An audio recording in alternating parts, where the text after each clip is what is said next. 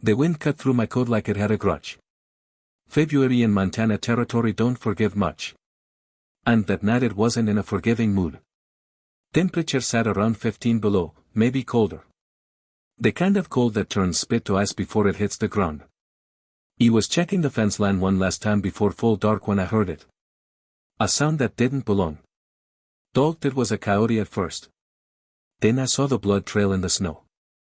She was maybe 30 yards out crawling. A child dragging. Something wrapped in all skin. And her fingers locked around it so tight I don't think she could have let go if she'd wanted to.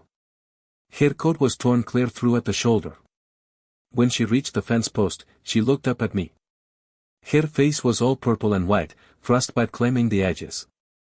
"Es it, I ain't real without the paper," she whispered. "I'm irreal, mister." I lifted her. That's when I saw it. A brand on her shoulder blade. The letter W, same mark Silas Whitfield used on his cattle. The smell of burnt flesh still clung to her skin under the cold. He carried her toward the cabin. Behind me, a lantern bobbed up the trail through the trees.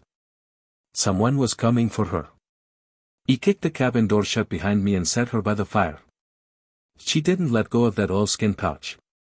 Her breath came shallow and quick, the kind of breathing that says the body's about done fighting. He grabbed the kettle off the hook and poured warm water into a tin cup. Not hot. Hot would have shocked her system. Used warm enough to remind her blood it had work to do. The coat I wrapped around her had been my daughter's. Marta, dead 3 years now. Scarlet fever. The wool still smelled faintly of lavender soap, the kind my wife used to make before she passed. The girl didn't ask questions, just pulled it tight and stared at the flames like they were the first true thing she'd seen in a long time. "Can you drink?" he asked. She nodded. He held the cup to her lips. Her hands shook too bad to manage it. Herself. She took 3 small sips, then turned her head away. He set the cup down and fed another log to the fire. The wood cracked and popped, sparks climbing toward the chimney. Outside, the wind howled like it was trying to get in. I didn't ask her name yet. Didn't ask where she'd come from or why. A man learns living alone as long as I have that silence is sometimes the kindest thing you can offer. I pulled a chair close and sat where she could see me, but not so close I'd crowd her. She was watching me now, eyes flicking between my face and the rifle propped against the wall. "You're safe here," I said. "Nobody's going to hurt you." She didn't believe me. He could see that plain enough, but she was too tired to run, so she just sat there clutching that pouch like it was the only proof she'd ever lived. An hour passed, maybe 2. The fire burned steady. He heated broth from the pot I'd made that morning. Venison and wild onion, nothing fancy.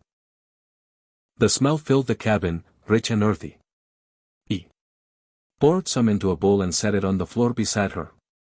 She stared at it a long time before she touched it. When she finally did, she ate slow, like someone who'd learned the hard way that food could be taken back. He was mending a harness strap when she spoke again. "My name's Cora," she said. Her voice was small but steady. "Ca Whitfield." Whitfield? He knew that name. Everybody in Elkhorn knew Silas Whitfield. Owned the land office, held notes on half the businesses in town, a man with money and no shortage of ways to use it. He borrowed $340 from his bank last fall to buy a winter feed for the horses. The note came due in April. "You as kin?" he asked his niece. She looked down at the pouch in her lap. "My daddy died in October. Roundup accident. After that, Uncle Silas said I had to come live with him. And now you're here." "Yes, sir." I didn't press. A child doesn't run through a blizzard at night unless staying put is worse. He stood and pulled a blanket from the shelf, shook it out, and draped it over the back of the chair. "You can sleep there tonight," I said, nodding toward the corner where I kept a spare bedroll. "I'll be right here if you need anything." She nodded, but she didn't move toward the bedroll, just sat there, staring at the fire. After a while, her head started to droop. Her fingers loosened on the pouch. He thought she might be asleep. Then her eyes snapped open again, wide and afraid. "Is coming," she whispered. "Who?" "Uncle Silas." It always comes. As if the words had summoned him, I heard it. The thud of a fist against the cabin door. 3 heavy blows, then a voice cutting through the wind. Jacob Brennan, open this door. He stood. The girl pulled the coat tighter around herself. He could see the fear in her eyes, the way her whole body went rigid. He picked up the rifle and checked the load. It was ready. It had been ready for years.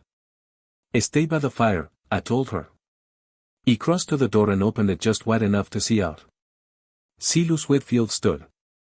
On the other side, his face red from cold and rage. It was a tall man, well dressed, even out here in the snow, his coat lined with fur. Behind him, the lantern light made his shadow stretch long and crooked across the ground. That's my niece you got in there, he said. That's a child, I said. And she's hurt. Sis or run away. I'm her legal guardian. He pulled a folded paper from his coat. Got the judge's signature right here. Now step aside or I'll be back in the morning with the marshal. He looked at him a long time. Then I said, bring him. He shut the door. Outside, Silas Whitfield cursed once, loud and sharp. Then I heard his boots crunching back through the snow. The lantern light faded. He set the rifle down and turned back to the fire. Cora was asleep finally, still holding that oilskin pouch like a rosary. He sat in the chair and watched the flames. My hands remembered this, feeding a child, keeping them warm, listening for their brace in the dark. He knew then someone was coming for her, and I knew I wasn't going to let her go. A week passed before Silas made good on his threat. In that time, Ka slept more than she spoke. She'd awake with nightmares, gasping, and I'd sit with her until the fear passed. During the day, she helped with small things, feeding the horses, gathering eggs from the 3 hens I kept. She moved careful like someone who'd learned that drawing attention was dangerous. The bruises on her neck faded from purple to yellow. The whip marks healed into thin pink lines. But the brand didn't fade. It sat there on her shoulder blade, raised and angry. The letter W burned deep. I didn't ask about it. Didn't they need to? A man who'd mark a child like livestock had already told me everything I needed to know about his character. On the 8th day, I hitched the mule to the sled and told Cora we were going into town. She went pale. I'll be there, she said. I know, but Doc Carver needs to see those injuries. And you need proper clothes. The coat she'd arrived in was ruined, the fabric stiff with dried blood and frozen mud. She didn't argue, just climbed onto the sled and pulled my daughter's coat tight around her shoulders.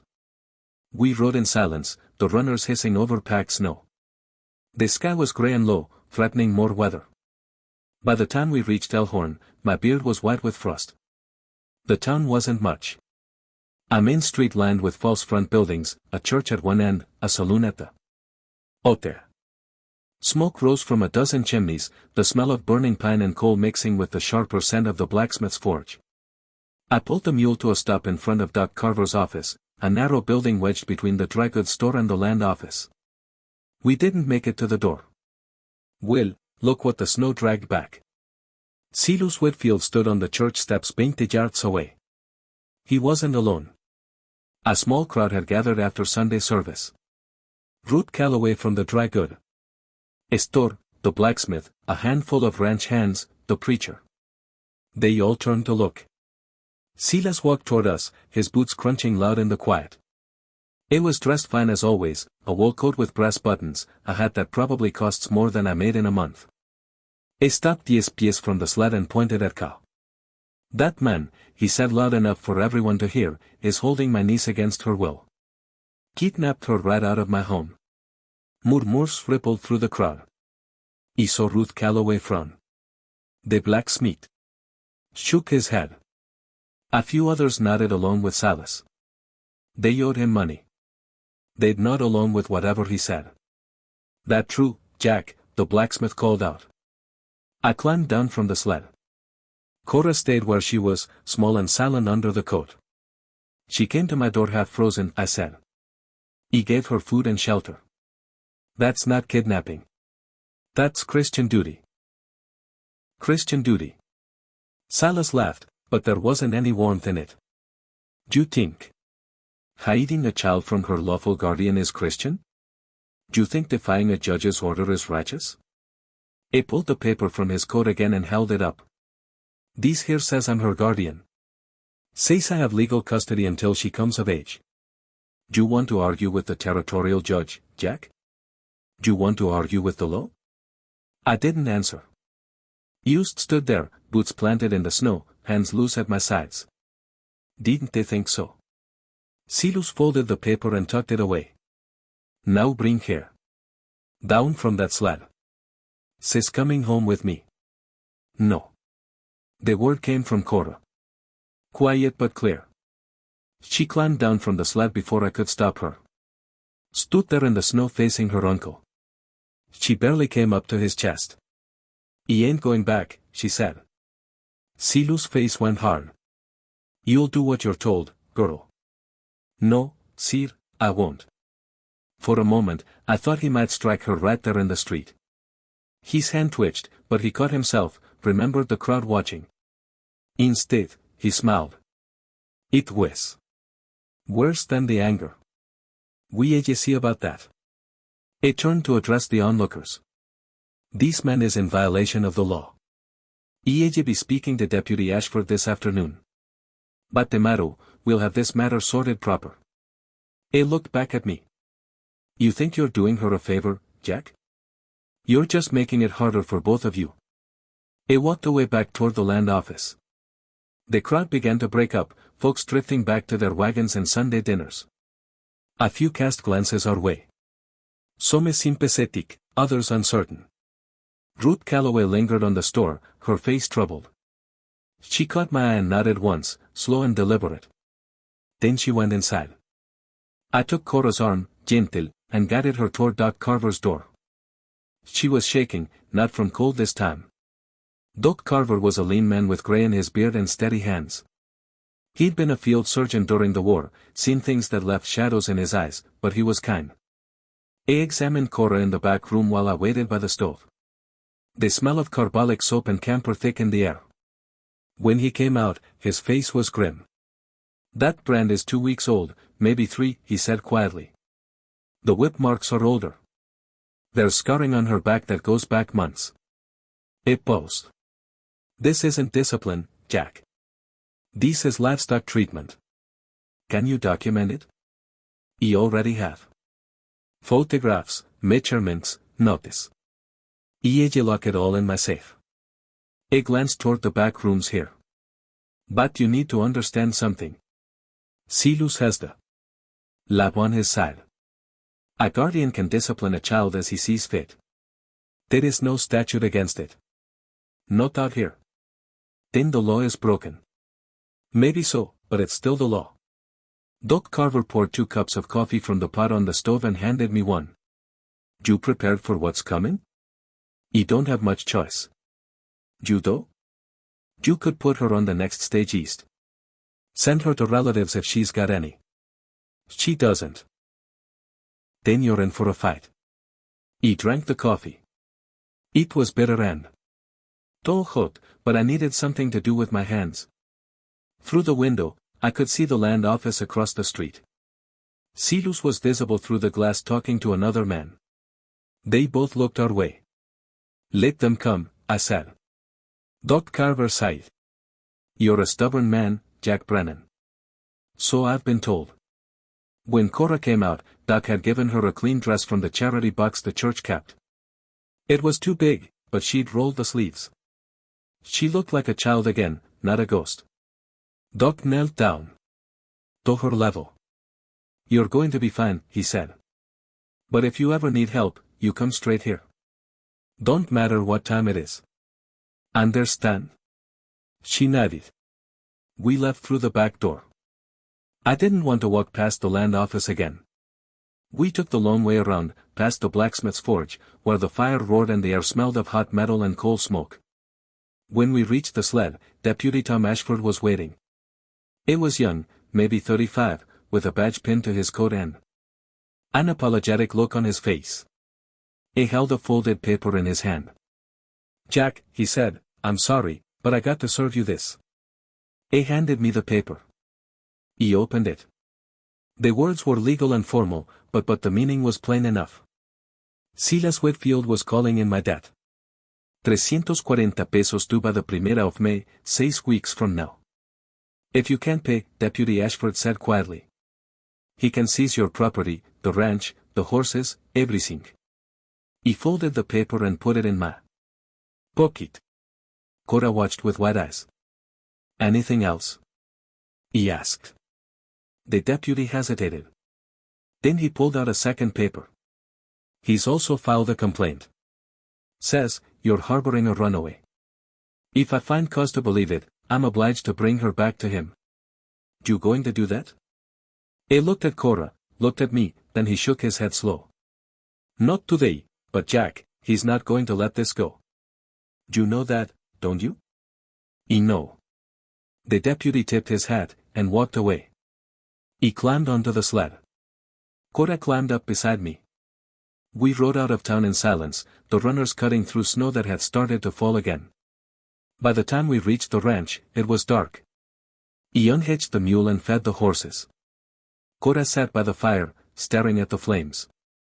After a while, she spoke. I'm sorry, she said. For what? For bringing trouble. He sat down across from her. You didn't bring trouble. Trouble found you. That's different.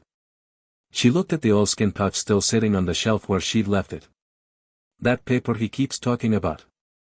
The judge's order. What about it? It's a lie. She said, my daddy's will says I inherit his ranch when I turn 12. That's in July. Uncle Silas wants the land before then. If I'm gone, he gets it all. He understood then. It wasn't about guardianship. It was about $12,000 in cattle and grazing rights. It was about greed. He won't get it, I said. How? Do you know? Because I gave you my word, you'd be safe, and I don't break my word. She looked at me for a long time. Then finally, she nodded.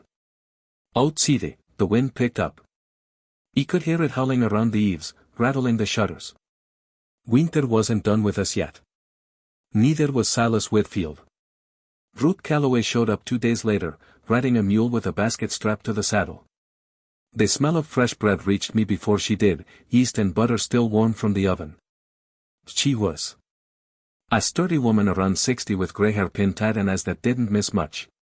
She'd lost her husband in pneumonia 5 years back and her only son to the war 20 years before that. She ran the dry goods store alone and took nonsense from nobody. Figured you could use provisions, she said climbing down. And company that don't come with a badge or a threat. He took the basket. Inside were 2 loaves of bread, a jar of preserves, coffee, and a small sack of cornmeal. You didn't have to do this. No, I didn't. She looked toward the cabin. The girl inside. She is good. You want to meet her? Cora was at the table working through the letters I'd been teaching her. She could read some already. Her father had seen to that, but her schooling had stopped when he died. She looked up when Ruth came in wary. Don't worry, child, Ruth said. I'm not here to drag you anywhere. She set a smaller bundle on the table wrapped in brown paper. Brought you something. Cora unwrapped it slowly. Inside were 3 dresses, all patched but clean, and a pair of boots only slightly too big. Her eyes went wide. I can't pay for these, she said quietly. Didn't they ask you to? They say were donated to the church charity box. Nobody's using them. Ruth pulled out a chair and sat down. Now, I want to hear your side of things. Not what Silas says. Not what the town's whispering. You tell me. Cora glanced at me. He nodded. She took a breath and started talking. She told it plain. How her father had died in October when his horse threw him during roundup. How the will said she'd inherit the ranch, 300 head of cattle, good grazing land, water rights when she turned 12. How Silas had come for her the day after the funeral claiming guardianship. How the first month hadn't been so bad. But then she'd overheard him talking to a man from Billings about selling her father's land. When she'd asked about it, he'd told her to mind her business. That's when he started locking me in the barn at night, she said. Her voice stayed steady, but her hands twisted the fabric of her dress. Said I needed to learn discipline.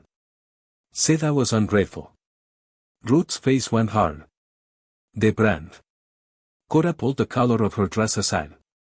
The W was still angry red against her skin. He said I was property now, same as his cattle. Ruth closed her eyes for a moment. When she opened them again, they were wet. Lord, forgive me, but I hope that man rots. Ruth, I started. Don't Ruth me, Jack Brennan. Iba known Salas Whitfield for 15 years. Is a hard man. Always has been. But I never thought she stopped, collected herself. His daughter died 3 years back. Childbirth, the baby, though. I blamed her for being weak. Said women were too fragile for this country. She looked at Cora. I think he's been punishing her through you. The cabin fell quiet except for the fire crackling and the wind whispering under the door. Outside, I could hear the horses moving in the corral, their hooves crunching through crusted snow. Ruth stood.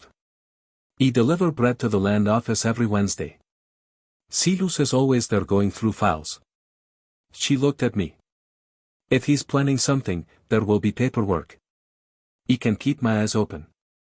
That could put you in danger. I'm an old woman running a store. Nobody pays attention to old women. She pulled her coat tighter. Besides, my store is mortgaged to his bank, though. It comes after you. It might come after me next. I'd rather see trouble coming. She left before the sun set, riding back torn down through the gray afternoon light. After she was gone, caught right on the dresses. They fit well enough. She stood by the window in one of them, dark blue with white buttons, and watched the snow beginning to fall again. Why is she helping us? She asked. Because it's right. Lots of people know what's right. They don't all help. She wasn't wrong. I'd seen plenty of folks in town look away when they passed us on the street. Seen them duck into doorways to avoid conversation. Fear does that. Fear of debt, fear of power, fear of standing alone. Ruth's different, I said. She buried a son and a husband. Once you've lost that much, you stop being afraid of men like Salas. Cora thought about that. Then she asked, are you afraid? I was mending a bridle, the leather stiff and cracked from cold. The smell of neat's foot oil filled the cabin as I worked it into the straps. I'm afraid of failing you, I said. I'm afraid of not being strong enough or smart enough. When it matters. But I'm not afraid of Salas. Represe this script in Mexican Spanish and make religion and remove all haram contact from script according to Islam.